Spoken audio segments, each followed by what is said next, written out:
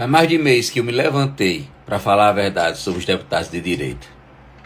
Principalmente esse cara aqui, ó, Sóstenes, o boneco de poste do PL que foi levantado para iludir o povo. Principalmente enganar os presos políticos, os familiares dos presos políticos e para brincar com essa galera. Junto com esse rapaz aqui que é pau mandado. Tem força de nada, não manda em nada. Agora pega essa.